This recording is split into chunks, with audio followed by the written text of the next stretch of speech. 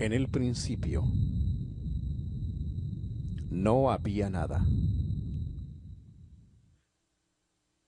solo un vacío, un espacio vacío, y en ese espacio vacío surgió una bola de fuego primordial. Hace miles de millones de años, esta bola de fuego explotó. Esta explosión generó todo el espacio, la energía y la materia. El universo se expandió rápidamente, produciendo electrones, neutrinos, fotones y quarks. En poco tiempo, esta energía comenzó a interactuar, formando protones y neutrones. La materia continuó teniendo colisiones e interactuando. Con el tiempo se formaron los primeros elementos simples. Estos elementos también chocaron entre sí, mientras la sopa primordial seguía expandiéndose. La evolución cósmica y de partículas continuó, y las estrellas comenzaron a agruparse formando las primeras galaxias. Hace solo 5.000 millones de años, algo maravilloso ocurrió. Dentro de una nube de gas, en un brazo espiral de la Vía Láctea, nuestro Sol se formó.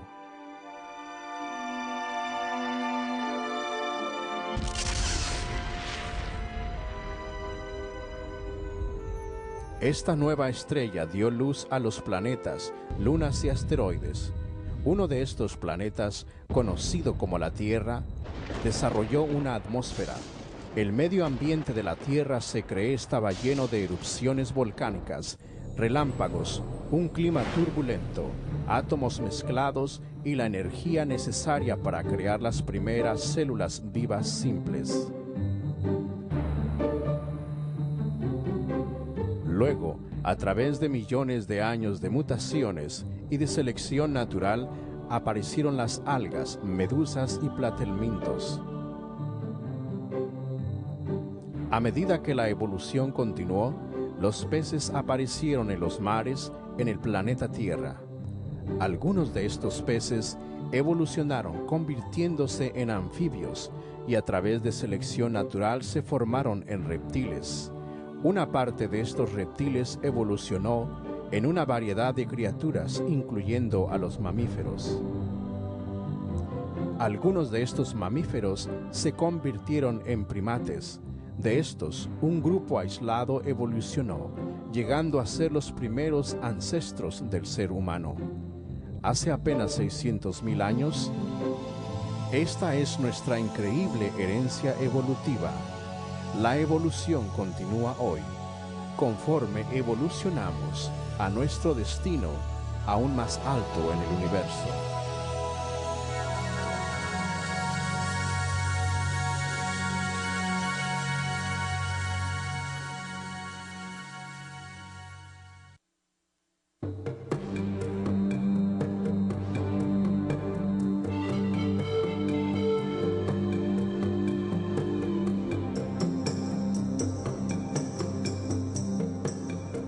Una cuestión de orígenes. ¿Cómo se originó el universo y todas las cosas que vemos en el planeta? ¿Por qué existimos? Hola, soy Roger Oakland. Muchos de nosotros hemos considerado estas preguntas y en lo que respecta al tema de los orígenes, básicamente solo hay dos puntos de vista, la teoría de la evolución y la teoría de la creación. Durante el siglo XX, el mundo fue guiado a creer que la evolución produjo todas las cosas. Nuestro universo, la Tierra y toda la vida llegó a existir como resultado de una explosión en la materia y miles de millones de años de tiempo. Sin embargo, hay otros que creen que la evidencia que observamos apunta hacia un creador. Entonces, ¿cómo podemos saber? ¿Qué nos indica la evidencia que observamos?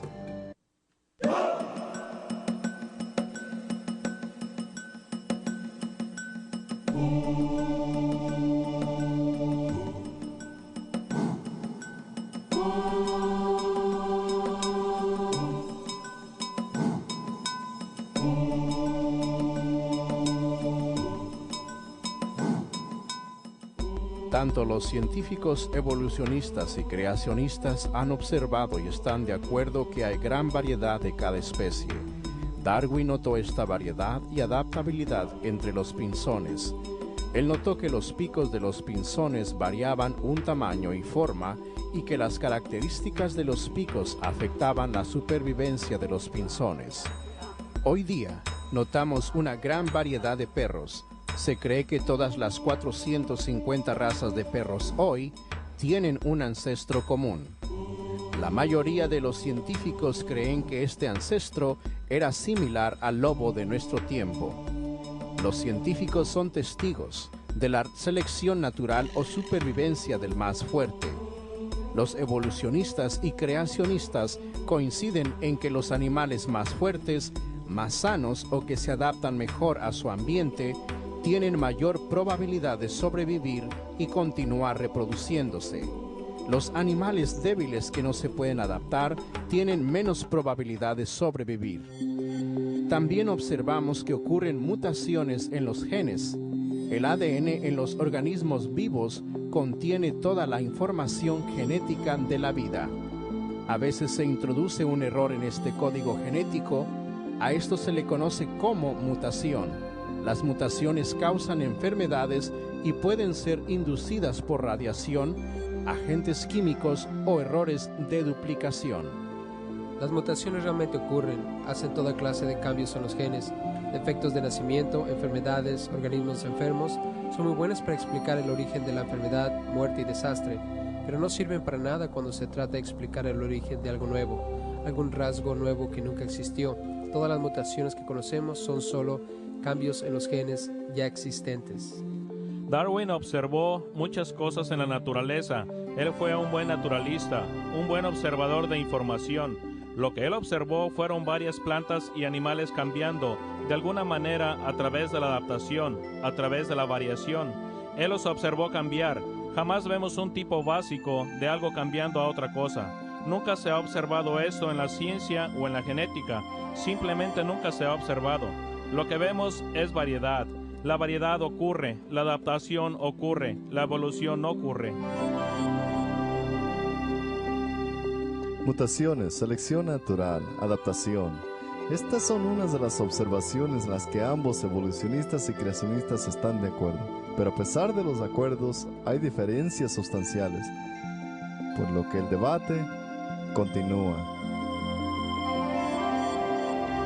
Tenemos una gran variedad de vida, y no creo que sea posible para una persona, quiero decir, sin importar qué tan poderosa sea, simplemente tronar sus dedos y crear vida. Tiene que surgir naturalmente a través de millones de años. Yo no creo en la teoría de la evolución. Sabes que cada vez más, aún los científicos seculares están cambiando sus puntos de vista porque la evidencia no apoya sus conclusiones. Parte de mí cree en la teoría de la evolución, probablemente porque eso fue lo que me enseñaron. 4 años de estudio, desafortunadamente, me han como lavado el cerebro hacia la evolución. Comenzaremos donde los evolucionistas dicen que todo empezó, con el Big Bang y la evolución del universo. Un aspecto interesante de la teoría de la evolución es que es una teoría muy poderosa y logra cautivar fuertemente la imaginación de los científicos, tanto que la han aplicado fuera del campo biológico, así como en las cosas animadas también. La han aplicado a los elementos químicos, las estrellas y las galaxias. Se dice que el universo mismo está evolucionando. Desencadenó el Big Bang la formación de las galaxias, estrellas, planetas y por último la vida. ¿Puede una gran explosión resultar en orden? Yo diría que no. De ninguna manera. Las explosiones causan caos, donde una unidad organizada se desmiembra fortuitamente. Cualquier explosión torna a un organismo en nulo y vacío. No hay ninguna evidencia, en mi entendimiento, de que una explosión o aún la teoría del Big Bang pueda producir seres organizados como nosotros o cualquier animal. El pensamiento evolucionista se aplica a la mayoría de las áreas de la ciencia. El campo de la cosmología evolutiva propone que el universo es un resultado de una explosión al azar 15 a 18 mil millones de años. No hay ejemplo que yo he observado donde una explosión produce un aumento en el orden. Explosiones son destructivas y causan degeneración espontánea no generación espontánea. Los científicos reconocen que todas las explosiones conocidas disminuyen el orden y estructura y aumentan el caos. La idea de que el cosmos evolucionó viola la segunda ley de la termodinámica, conocida como la entropía. La segunda ley declara que conforme avanza el tiempo, el universo se vuelve desordenado. A través del tiempo, todos los sistemas por sí mismos proceden en una dirección, de orden a desorden. Todos los días experimentamos entropía cuando vemos las cosas envejecer y deteriorarse. Este desmoronamiento contradice directamente la teoría de la evolución. Ahora bien, la segunda ley te permite implementar orden. Por ejemplo, un bebé creciendo hasta adulto o una semilla convirtiéndose en un árbol. Esto es posible si solo si se tiene una fuente externa de energía y un mecanismo que aprovecha esa energía. Los evolucionistas no cuentan con ello. Como dijera Sagan, el cosmos es todo lo que hay, no hay nada más. Sin una fuente externa de energía, la segunda ley de la termodinámica es absolutamente contradictoria a la teoría del Big Bang. Lo que vemos en la cosmología es esto: todas las cosas se están degenerando, las estrellas están consumiendo su combustible, de vez en cuando una estrella explota y va de orden a desorden rápidamente. Lo único que vemos en el universo hoy es que el universo se está gastando, se está deteriorando, está yendo de orden a desorden, va hacia menos y menos organización. Hay una observación que los científicos hacen en cada campo de la ciencia y se llama generalmente la ley de la entropía. Es como si el universo fue de alguna manera enrollado como un reloj de cuerdas y se estuviese desenrollando. Los científicos que estudian cosmología hablan acerca de la muerte térmica postrera del universo. Conceptualmente es muy claro, por lo que conocemos que todo el universo, algunos miles de millones de años en el futuro, será de temperatura uniforme. No habrá diferentes temperaturas que explotar para obtener trabajo útil. El hecho de que el universo fue diseñado y ordenado en un tiempo finito pasado no ha escapado la atención de los científicos seculares. El científico de la NASA Robert Jastrow escribió: la segunda ley de la termodinámica aplicada al cosmos indica que el universo se está desenrollando como un reloj. Si se está desenrollando, tuvo que haber un momento en el cual estuvo enrollado. La siguiente pregunta obvia es: ¿quién lo enrolló?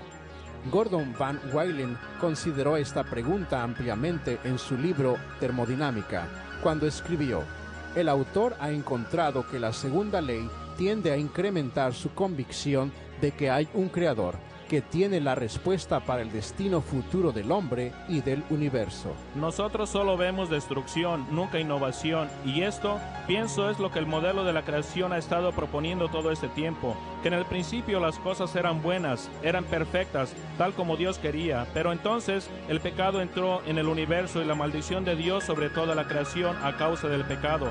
La paga del pecado es muerte, no solo en la vida física, sino en el universo. Todo se está muriendo, el sol se está consumiendo, la órbita de la luna está decayendo, todo está en proceso de muerte y descomposición. Evolucionistas y creacionistas están de acuerdo que el universo es finito. El espacio, el tiempo y la materia tuvieron un principio, comenzando con los estudios de Albert Einstein a principios de los años 1900 y a lo largo de este siglo. Los científicos están de acuerdo que el espacio, el tiempo y la materia tuvieron un principio. La ciencia del siglo XX, avergonzadamente, ha confirmado el punto de vista bíblico, pues el gran descubrimiento en cosmología es que los expertos están de acuerdo que el universo tuvo un principio. Ellos llaman a esto una singularidad. ¿Sabe? La idea del Big Bang realmente es que no había nada y después explotó. El hecho de que el universo es finito y tuvo un principio es un hecho clave, pero para los evolucionistas es un factor muy humillante porque resalta un asunto con el cual no quieren lidiar. El asunto es: ¿qué pasó antes de esta singularidad? El modelo de la creación siempre ha anticipado un universo finito. En el primer versículo de Génesis leemos: en el principio Dios creó los cielos y la tierra. La Biblia también enseña que el tiempo tuvo un principio. En 2 de Timoteo leemos: Dios, quien nos salvó y llamó con llamamiento santo, no conforme a nuestras obras, sino según el propósito suyo y la gracia que nos fue dada en Cristo Jesús, antes de los tiempos de los siglos. Increíblemente, la Biblia explica hasta la entropía. Desde el principio tú fundaste la tierra, y los cielos son obra de tus manos. Ellos perecerán, mas tú permanecerás, y todos ellos como una vestidura se envejecerán.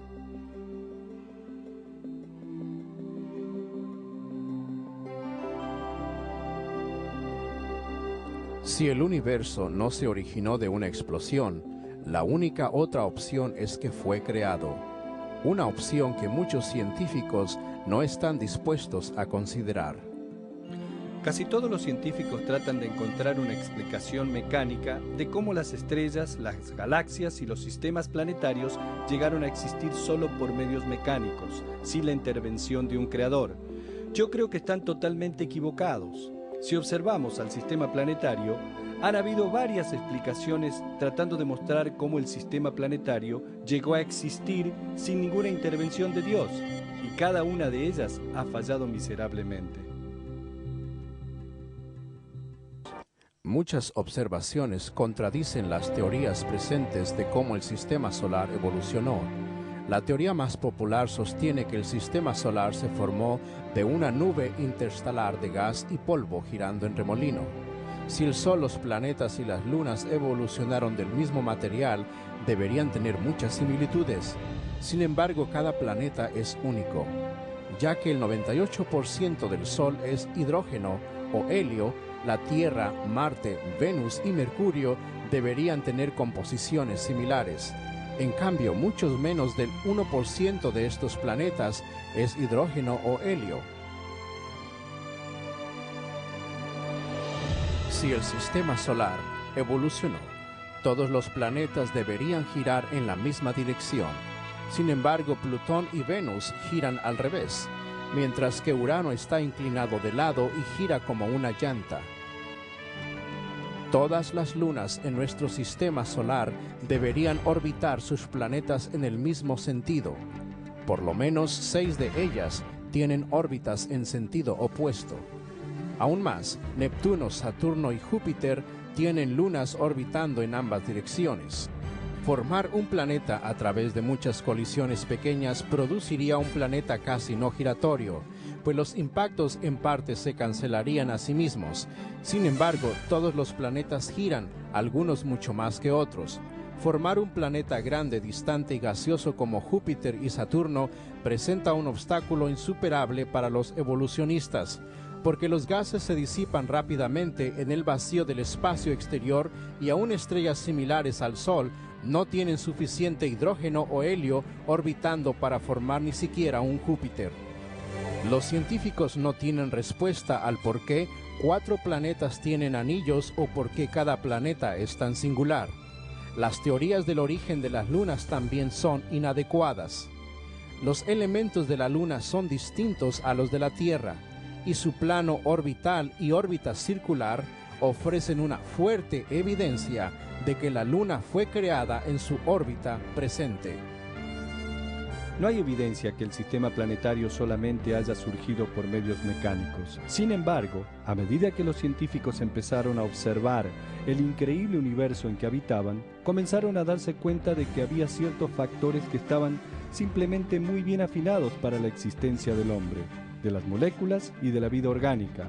Entre más se fijaron, se dieron cuenta que efectivamente existimos en una línea muy fina y que hay muchas indicaciones que el universo ha sido especialmente diseñado y el hombre es el mero centro de él. Si tratamos de modelar el universo que conocemos, al intentar construir un modelo matemático que refleja lo que conocemos, rápidamente descubrimos que hay miles de parámetros y proporciones que si los ajustan aunque sea solo un poquito, la vida sería imposible.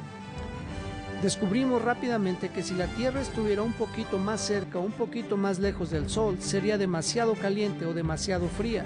Si girara a una velocidad un poco diferente o si las masas fueran un poco diferentes, tendría mucha o muy poca atmósfera.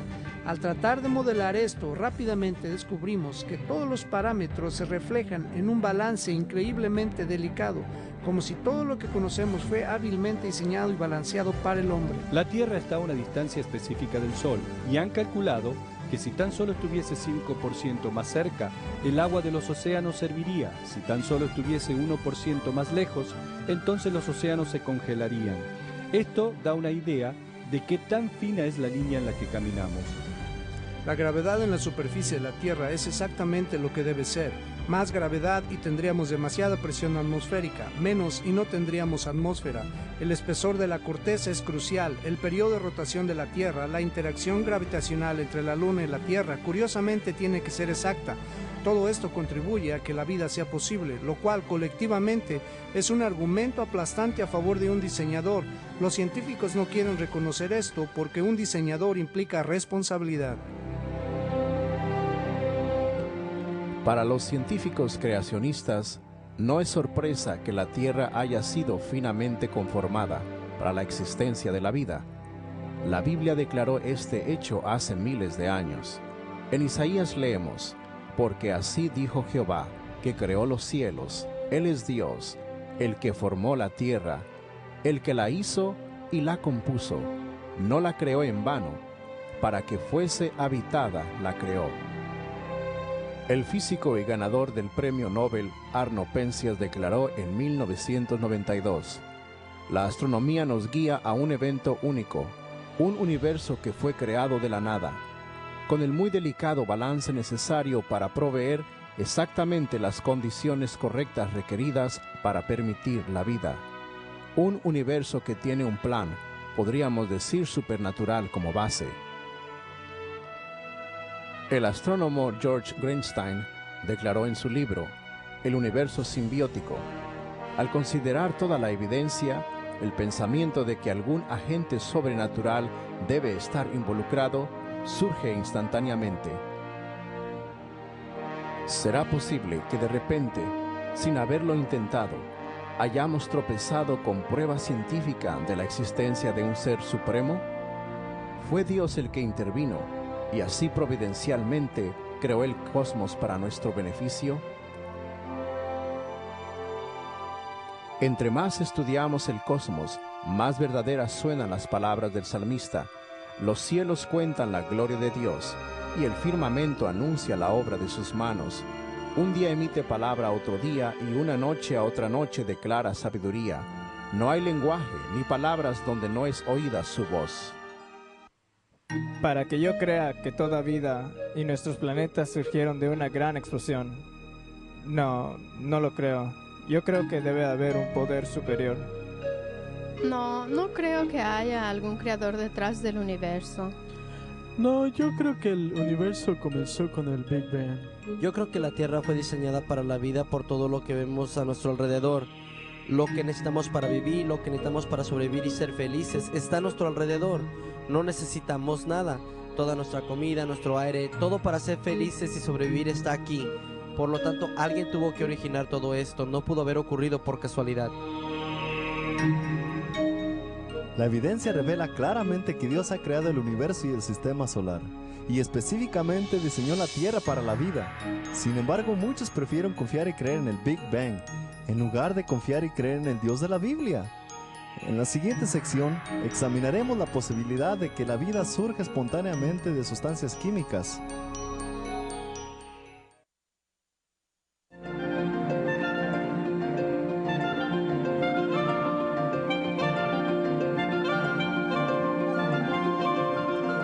¿Produjo vida la evolución química en la Tierra primordial? Según el pensamiento evolutivo, toda la vida, bacteria, peces, plantas, animales y el hombre, se originaron de compuestos químicos. Esta teoría de que la vida surgió de sustancias químicas inertes se llama generación espontánea. Una de las leyes fundamentales de la biología es la ley de la biogénesis, la cual dice que la vida viene solamente de vida preexistente. Y claro, para el creacionista esto ciertamente no es de sorprender. La vida de Dios fue creada para multiplicarse según su género. Esto tiene sentido para un creacionista, pero para el evolucionista hubo un tiempo en el pasado en donde no existía ninguna vida, de manera que las sustancias químicas de alguna manera se unieron creando cosas vivientes, y esto es a lo que generalmente se le llama generación espontánea. y se han enfrentado a problemas enormes al tratar de hacer que de un grupo de sustancias químicas surja vida. Hace algunos años, Stanley Miller hizo un famoso experimento. Tomó ciertos materiales simples, un poco de metano, amonio, vapor de agua, y los estimuló con una chispa eléctrica, tratando de simular relámpagos que caían una y otra vez en la atmósfera de la Tierra en la antigüedad. En una semana obtuvo aminoácidos, los bloques que constituyen las proteínas. Esto se aclamó como si se hubiese creado vida en un tubo de ensayo. Yo suele usar esto cuando enseño evolución, pero observé el resto de la evidencia y hay 3 problemas con ese experimento brillante. Primero, tenía los materiales equivocados para comenzar. Segundo, usó las condiciones equivocadas. Y tercero, obtuvo los resultados equivocados. Aparte de esto, fue un experimento brillante. El experimento de Miller asumió una atmósfera de metano y amonio, gases que no pudieron haber estado presentes en cantidades grandes porque el amonio se hubiera descompuesto por la luz ultravioleta y el metano se hubiera encontrado atrapado en el barro sedimentario antiguo. Pero no, Miller no incluyó el oxígeno porque sabía que el oxígeno destruiría las mismas moléculas que estaba tratando de producir. Pero tan profundo como escarbemos, encontramos rocas oxidadas, lo cual sugiere una atmósfera rica en oxígeno. La Tierra no tuvo una atmósfera reductora, digamos una atmósfera de metano, amonio e hidrógeno, como se sugirió en el experimento de Stanley Miller.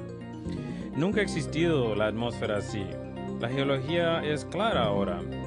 Hay buena evidencia de que la Tierra siempre ha tenido oxígeno en su atmósfera. Ahora bien, esto excluye absolutamente cualquier origen evolutivo de la vida. Miller también usó las condiciones equivocadas. Él usó una chispa eléctrica para combinar las moléculas gaseosas. El problema es que la misma chispa que junta a los aminoácidos también los desbarata y hace mejor trabajo destruyéndolos que uniéndolos. El problema era que, al unirse las sustancias químicas en el matraz, serían destruidos por la misma chispa que las unió. Miller, como bioquímico, sabía eso, por lo que circuló los gases, atrapando las moléculas que quería, usando un truco bioquímico muy conocido. Pero eso es hacer trampa. Supuestamente tenía que decir que de esta manera surgió la vida antes de que existiera algún diseño inteligente que preservara esas moléculas de esa fuerza destructiva. Las condiciones correctas dieron los resultados incorrectos.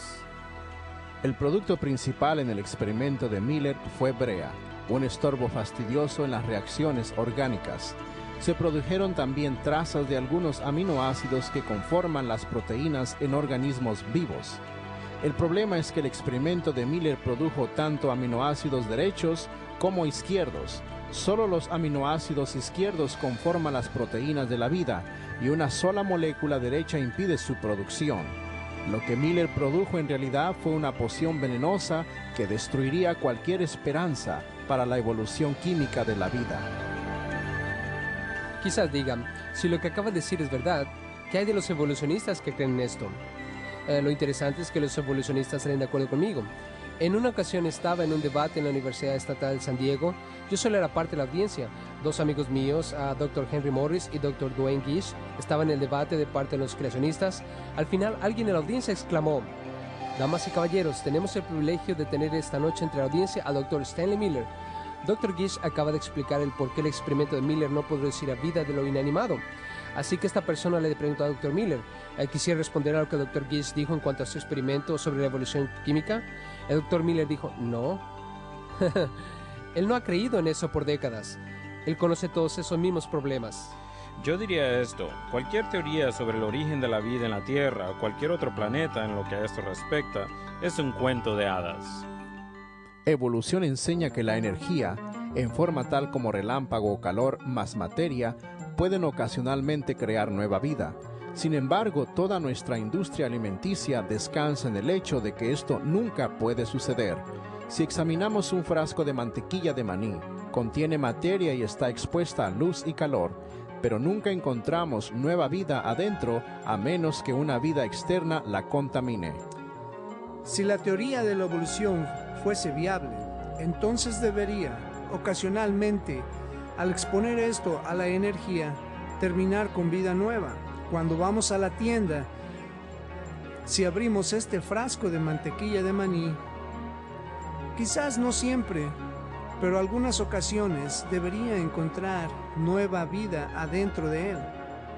Y bien,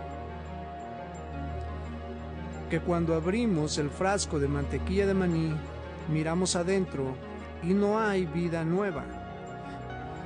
¡Qué bueno! ¿No te alegra?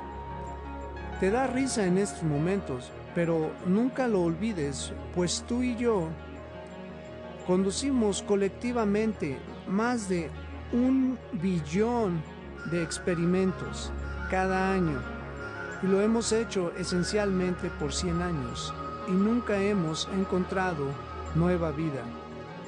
De hecho, toda la industria alimenticia del mundo depende del hecho que evolución no ocurre.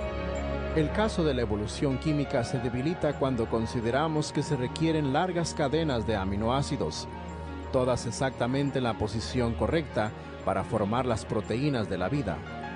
Lo que es peor, los aminoácidos no se unen naturalmente para formar proteínas, sino más bien tienden a descomponerse. Ahora bien, las proteínas pueden tener de 2 a 3.000 aminoácidos, sustancias químicas muy complejas, las cuales se asemejan mucho a un programa de computadora.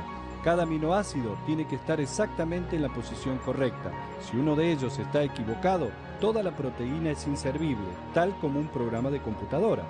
Las improbabilidades enterradas en el darwinismo comienzan desde el principio, aún antes de que la vida comenzara. ¿Cómo surgió la primera molécula de la proteína? Se ha hecho una buena cantidad de trabajo al respecto para investigar su probabilidad, tanto por los teoristas de la informática como por los biólogos moleculares, ensayando con las proteínas para ver si se puede o no descomponer en parte y ensamblar de nuevo. La labor de ambos grupos encontró que la probabilidad de que una proteína del tamaño de las encontradas en el cuerpo humano sea creada por casualidad es tan pequeña que es virtualmente imposible. Es algo posible si tienes toda la eternidad a tu disposición, pero los darwinistas simplemente no tienen eternidad a su disposición. El científico de la teoría de la informática Haber Jackie calculó, y el biólogo Robert Sauer del ITM confirmó, que la probabilidad de que una proteína conteniendo tan solo 100 aminoácidos se forme espontáneamente es menor que 1 en 10 elevado a la 65ª potencia, un evento tan improbable que se puede comparar al ganarse la lotería del estado encontrando el billete ganador en la calle y luego seguir encontrándoselo cada semana por 1000 años. El origen de la vida animal, a partir de sustancias químicas complejas ordinarias, es tan grande que ningún evolucionista ha sido capaz de superarla jamás, y es una de las barreras más grandes que yo conozco para la teoría de la evolución. Aun si las proteínas se formaron milagrosamente, todavía no estamos cerca de producir vida. Las células vivas más simples requieren miles de proteínas especializadas para poder funcionar. Un número de científicos ha tratado de calcular la probabilidad de que la vida surja por casualidad. Sir Fred Hoyle, un matemático británico, usando una supercomputadora y la asistencia de estudiantes graduados, estimó la probabilidad del origen de las proteínas de una ameba, 2000 de ellas, surgiendo por casualidad. Él estimó que la probabilidad de que las proteínas de una ameba surjan por casualidad es 1 en 10 elevado a la 40.000 potencia. La probabilidad de 1 en 10 elevado a la 40.000 potencia es absurdamente pequeña. Para ilustrar esto, considere que la probabilidad de agarrar un átomo en particular de todo el universo es 1 en 10 a la 80ª potencia. Después de hacer este cálculo, el matemático británico Sir Frederick Hoyle declaró: la posibilidad de que la vida se forme de materia inanimada es 1 en un número seguido por 40.000 ceros. Suficiente para enterrar a Darwin y toda la teoría de la evolución. No hubo una sopa primordial, ni en este planeta ni en ningún otro. Y si los principios de la vida no fueron al azar, entonces tuvieron que haber sido el producto de una inteligencia con propósito. Podemos comprobar matemáticamente que la evolución es solo una broma. No pudo haber ocurrido. Richard Dawkins, por ejemplo, uno de los líderes evolucionistas, en su libro El relojero ciego, reconoce que el núcleo de cada célula, planta, animal o humana, tiene un banco de información más grande que los 30 volúmenes de la Enciclopedia Británica. Toda la vida, plantas, animales y el hombre está formada por células. Cada célula es una ciudad en miniatura, llevando a cabo las funciones complejas requeridas para la existencia de la vida. La membrana de la célula se repara a sí misma y consiste de proteínas especiales que vigilan lo que está fuera de la célula y seleccionan las moléculas que pueden entrar. Estas proteínas actúan como estaciones de bombeo, controlando la importación de nutrientes y la exportación de materiales de desecho. Adentro de la célula encontramos una asombrosa complejidad. Por ejemplo, el retículo endoplasmático es una red de transportación conteniendo fábricas que producen proteínas llamadas ribosomas. Los ribosomas producen muchos tipos de proteínas específicas, mientras que el retículo endoplasmático las canaliza a lugares precisos. Los cuerpos Golgi transportan proteínas a la membrana exterior, mientras que los lisosomas actúan como órganos digestivos que descomponen y reciclan moléculas grandes, convirtiéndolas en partículas que las células pueden usar. Los mitocondrias son las plantas de energía de la célula, produciendo el combustible que la célula consume. El núcleo contiene el centro de datos que gobierna la actividad de la célula. Adentro del núcleo encontramos los cromosomas que contienen la molécula del ADN, que funciona como una biblioteca, la cual contiene codificada toda la información necesaria para la vida. Miles de millones de instrucciones están codificadas en esta molécula autorreproductora, que detecta y corrige errores. Solamente si estas estructuras fuesen creadas simultáneamente, puede funcionar la célula.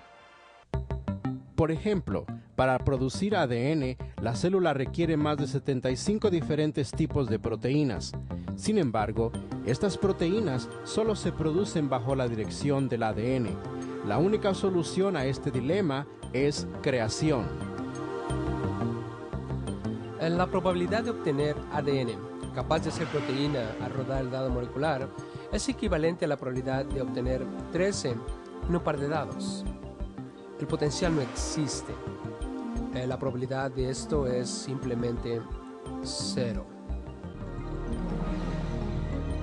La evolución enseña que la bacteria fue una de las primeras formas de vida que evolucionó de sustancias químicas. Muchas bacterias se impulsan a sí mismas con un tipo de motor miniatura llamado flagelo. Este motor reversible, extremadamente eficiente, rota hasta 100.000 revoluciones por minuto. El motor bacterial es similar a un motor eléctrico. Tiene un filamento que obra como hélice, una junta universal, un rotor y un eje con balines. Cada parte del motor debe funcionar o la bacteria se muere, siendo que la bacteria puede empezar, parar y cambiar dirección y velocidad. Tiene que tener sensores sofisticados, interruptores y mecanismos de control. Todo esto está grandemente miniaturizado. 8 millones de estos motores cabrían en el corte transversal de un cabello humano. Aun cuando las bacterias son pequeñas, no son simples. Yo creo que el eslabón más débil en toda la teoría de la evolución es la idea del origen de la vida a partir de sustancias químicas inanimadas. Es más fácil llegar de la célula a una persona que llegar de sustancias químicas a la vida. La brecha que existe es tan increíblemente grande. Estoy convencido de que la vida es tan complicada, tan compleja, de ingeniería tan intricada, que donde sea que exista la vida, Dios la creó. No pudo haber ocurrido por procesos naturales. La vida viene de un creador y este creador nos dice que Él creó vida aquí en la tierra. Aquí la vemos inimaginablemente compleja. Tuvo que haber sido creada. Yo creo que los humanos evolucionaron llegando a lo que somos hoy de organismos unicelulares, de acuerdo a la teoría del darwinismo y selección natural. Yo no creo que haya habido ningún tipo de intervención divina. Yo creo que la evolución es una teoría bastante comprobada. Yo no creo en un orden supremo, tan solo por el hecho de que no he visto alguno. O sea, ninguna prueba de ello o evidencia concreta. Mientras alguien no me muestre la existencia de ello, voy a sentir un rechazo hacia la religión organizada. Y lo digo basado en la evolución química. Ninguna vida es simple, y toda vida muestra la obra de un diseñador. Los científicos saben esto. Sin embargo, muchos creen en la evolución química, en lugar de tener que responder ante el Dios creador de la Biblia. A continuación examinaremos el punto de vista evolutivo de que la vida simple ha evolucionado hacia la vida compleja.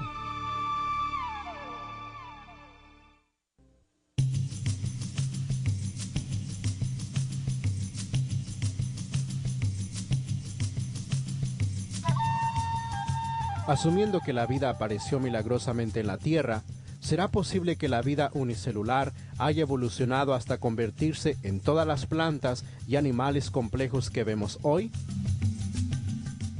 Esta fue la idea de Darwin, de que a todo ser viviente en la Tierra eventualmente se le podría seguir el rastro hasta llegar a un ancestro común. Lo que los darwinistas creen es que toda la vida y todas las especies en la Tierra han evolucionado a través de un proceso espontáneo de mutación genética. Un cambio espontáneo en el ADN, el cual es el programa para todo ser viviente, acompañado de la selección natural o la sobrevivencia del más fuerte. Lo extraordinario es que la teoría ha sido bien aceptada universalmente por casi más de un siglo, y no hay absolutamente ninguna evidencia directa para apoyarla. Darwin le dio mucha importancia al hecho de que había varios tamaños de pinzones pequeños, grandes y medianos. Él le dio gran relevancia al hecho de que habían pinzones con picos grandes, picos gruesos, picos largos y picos delgados.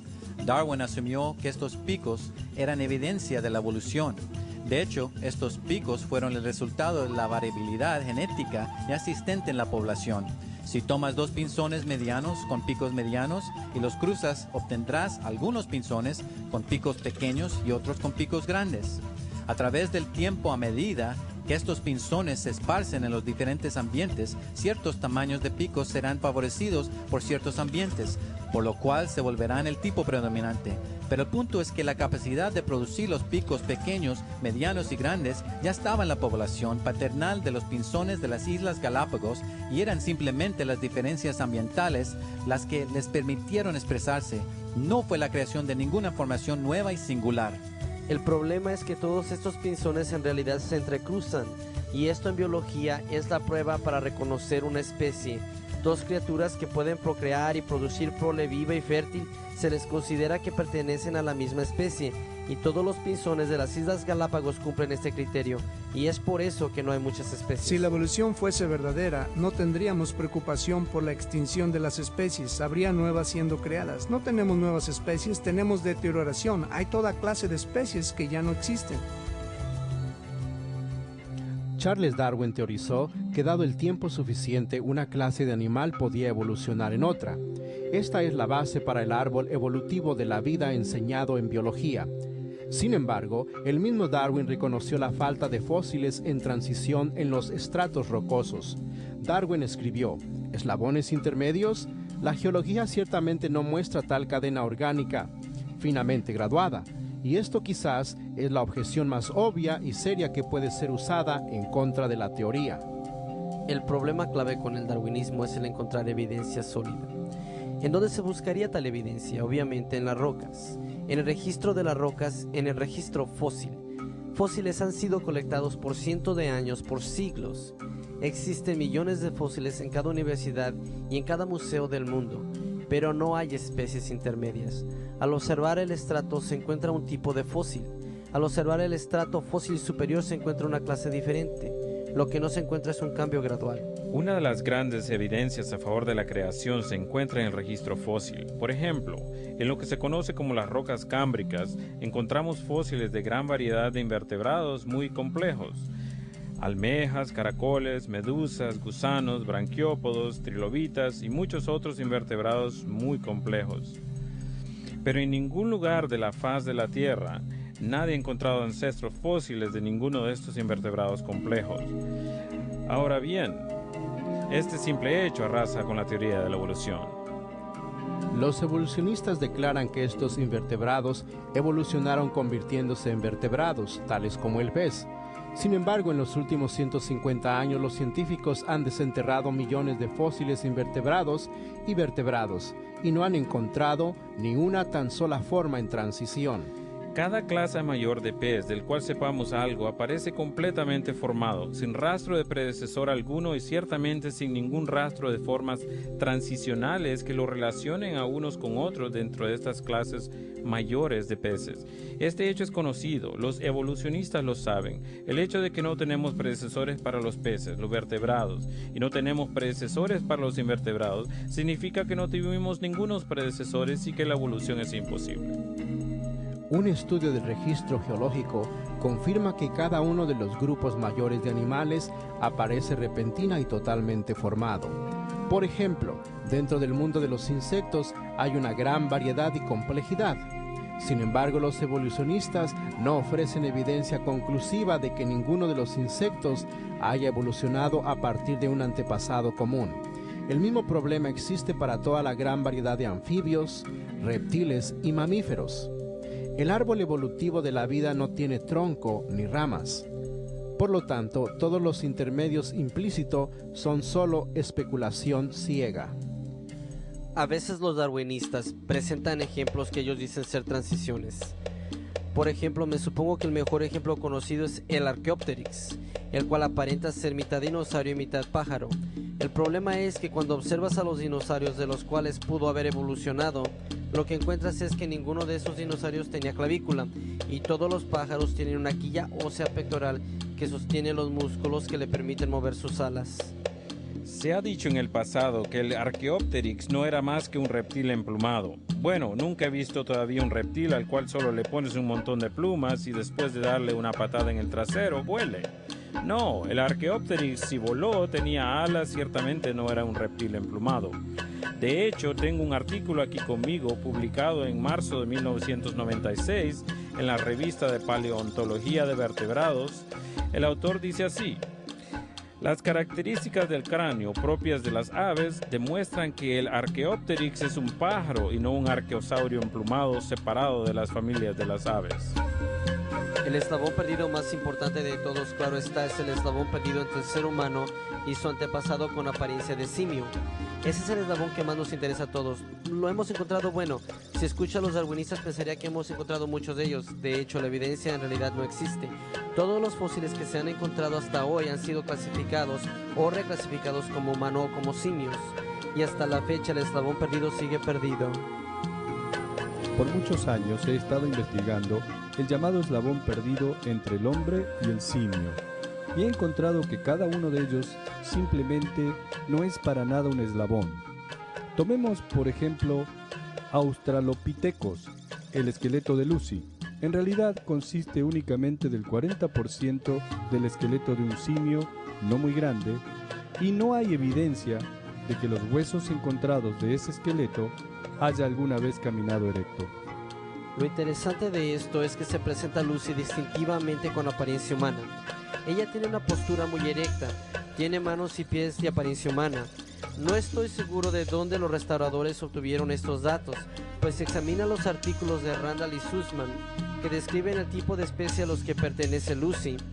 Dicen claramente que ella tenía manos y pies largos y curvos, aún más largos y curvos que los de un chimpancé. Varios anatomistas distinguidos han llegado a la conclusión de que Australopithecus, al género al cual Lucy pertenece, era un mono extinto y que nada tiene que ver con los humanos. Si analizamos los así llamados eslabones perdidos, encontramos un camino lleno de fraude, decepción y especulación. Por ejemplo, el hombre Nebraska fue reconstruido con toda su familia a partir de un diente de un cerdo extinto. Del hombre Piltdown ahora se sabe universalmente que fue un fraude, consistiendo de una quijada de mono y un cráneo humano, alterado para parecer viejo. Los neandertales eran solo personas normales.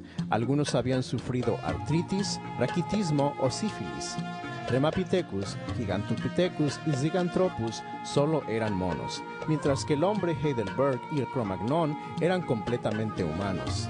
A pesar de las afirmaciones engañosas de los evolucionistas, el eslabón perdido sigue aún perdido. Una de las cosas más asombrosas que se escucha hoy día es que el ADN del hombre y del chimpancé es idéntico en un 98.3%. Tengo que admitir como genetista que encuentro esto un poco chistoso. Ni siquiera usted se relaciona a sí mismo de esa manera. Los genes que usted hereda de su madre, los genes que usted hereda de su padre son en promedio a lo máximo solo un 93% similar. Los científicos dicen que la hemoglobina del chimpancé es 98% igual a la hemoglobina del ser humano. Lo que ellos no le dicen es que hay muchos otros organismos, incluyendo algunos mojos viscosos, que tienen hemoglobina muy parecida a la hemoglobina del ser humano. Ahora bien, es de esperar que haya muchas similitudes entre el hombre y el chimpancé. Respiramos el mismo aire, tenemos músculos y huesos, digerimos cosas de manera similar. Si fuimos creados por el mismo Dios, deberíamos esperar tener muchas similitudes. Pero supongamos por un momento que hay un poco de verdad en esta cifra, a pesar de que no tengo la menor idea de dónde vino. Una nube es 98% agua, una medusa es 98% agua, una sandía es 98% agua. Usando esta lógica evolucionaria, no hay diferencia entre una nube, una medusa y una sandía. Ese 2% de diferencia realmente hace una gigantesca diferencia en el hombre y el chimpancé. En el primer capítulo de Génesis se nos dice que Dios creó todo organismo vivo según su propio género para reproducirse y llenar la tierra. Esto es exactamente lo que vemos. Si, como los evolucionistas declaran, un reptil evolucionó hasta convertirse en pájaro, ¿quién fue la pareja del primer pájaro? Además, todas las formas intermedias serían fatales. ¿De qué sirve una media ala o un medio pico? Todos los animales tienen órganos complejos, requeridos para su supervivencia. Por ejemplo, los delfines y los murciélagos tienen un sonar sofisticado que usan para localizar la comida. A menos que estos sistemas de sonar altamente eficientes estén funcionando totalmente, el animal muere. Ciertamente la evidencia científica apoya abrumadoramente el modelo de la creación, mientras que los evolucionistas se ven forzados a admitir que desde su perspectiva, tanto el origen de la vida como el origen de los grupos principales de animales permanece desconocido. Las estructuras de los cuerpos complejos que tenemos probablemente no surgieron de evolución, quizás sí. Es difícil realmente decidir cuál pudiera ser. Para mí, se requiere más fe para creer que todas estas condiciones perfectas ocurrieron conjuntamente en el momento preciso, para permitir la existencia de todos estos aspectos complejos de la vida. A mi manera de ver, se requiere mucho más fe para creer estas tonterías que el creer que hay un Dios grandioso que nos ha creado. Los evolucionistas están tratando desesperadamente de agarrarse de una teoría perdedora en lugar de reconocer al Dios creador de la Biblia. A pesar de esto, la evidencia continúa aumentando en defensa del modelo creacionista. Pero ¿cómo podemos saber que el Dios de la Biblia es el creador? La evidencia científica en este siglo ha comprobado que el espacio, el tiempo y la materia son finitos y nos dice que el creador debe ser independiente del tiempo y del espacio. Solo la Biblia enseña la noción de un universo finito y un creador quien es totalmente trascendente. Él es independiente del espacio y del tiempo, pero él también puede actuar dentro de nuestro ámbito de tiempo y espacio. Ningún otro libro sagrado sobre la tierra enseña de tal creador. Si observas cualquier otro libro religioso, todos ellos suponen un universo tridimensional y un Dios tridimensional. Esto es sorprendente cuando te das cuenta que solo la Biblia tiene como su distintivo una presentación trascendental. Por años, los astrónomos creyeron que había alrededor de 6.000 estrellas. Esta creencia se mantuvo en la ciencia de la astronomía hasta que Galileo apareció con su telescopio. Y de pronto, la ciencia se dio cuenta que las estrellas del cielo son innumerables. Miles de millones de galaxias, miles de millones de estrellas en estas galaxias, innumerables. Tal como le había dicho Dios a Abraham en Génesis, el primer libro de la Biblia. A través de la Biblia, discernimos aspectos del universo físico que el mundo científico hasta ahora ha empezado a descubrir. Por ejemplo, en el libro de Jonás leemos: «Me rodearon las aguas hasta el alma, el gran abismo me envolvió, las algas se enredaron a mi cabeza». descendí las raíces de los montes. En este increíble versículo se nos dice que hay montañas en los cimientos del océano. Sin embargo, los científicos no lo sabían hasta el siglo XX. En el libro de Job, Job declara que Dios sostiene la tierra sobre la nada, mientras que muchos libros sagrados declaran que la tierra descansa sobre la espalda de tortugas o elefantes o está sostenida por atlas. Únicamente la Biblia declara lo que sabemos es la verdad. En Hebreos capítulo 11, versículo 3 leemos: Por la fe entendemos haber sido constituido el universo por la palabra de Dios, de modo que lo que se ve fue hecho de lo que no se veía. Recientemente los científicos han descubierto que todo en el universo está hecho de partículas subatómicas, que en verdad son invisibles al ojo. Ciertamente estos autores fueron inspirados por el Creador del universo.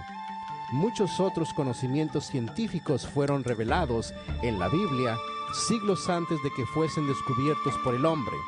Por ejemplo, la fisión atómica, las corrientes oceánicas, el ciclo hidrológico, el jet stream, los dinosaurios y lo innumerable de las estrellas.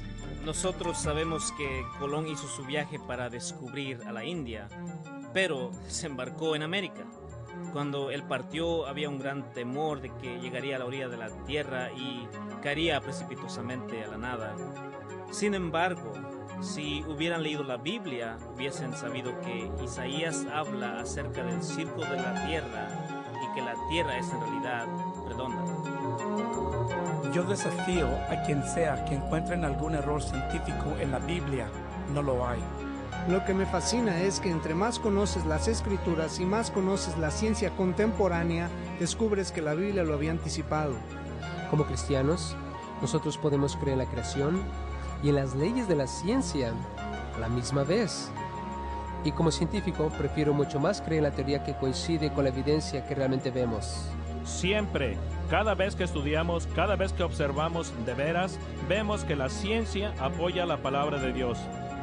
Quisiera desafiar a quienes declaran que la Biblia está llena de mitos, a que investiguen por sí mismos, con una mente abierta, y yo sé que descubrirán la verdad. Una cuestión de orígenes. Hemos examinado la evidencia. Ahora solo depende de usted como individuo el escoger. En el libro de Romanos capítulo 1, la Biblia nos dice que la evidencia de que Dios ha creado es tan obvia a través de las cosas que Dios ha hecho, que si usted rechaza esta evidencia no tiene excusa. Y en el libro de Colosenses capítulo 1, la Biblia nos dice quién es el Creador. No solo que ha creado todas las cosas, sino que nos ha redimido de nuestros pecados a través de su muerte en la cruz del Calvario. El Creador es Cristo Jesús. ¿Reconocería usted que ha sido creado? ¿Está usted dispuesto a reconocer que sus pecados le han separado del Creador, Cristo Jesús? ¿Lo aceptaría? ¿Aceptaría quién es Él, lo que Él ha hecho? Reconociendo quién es usted y lo que usted ha hecho, sería la mejor decisión que usted pudiera hacer en toda la eternidad.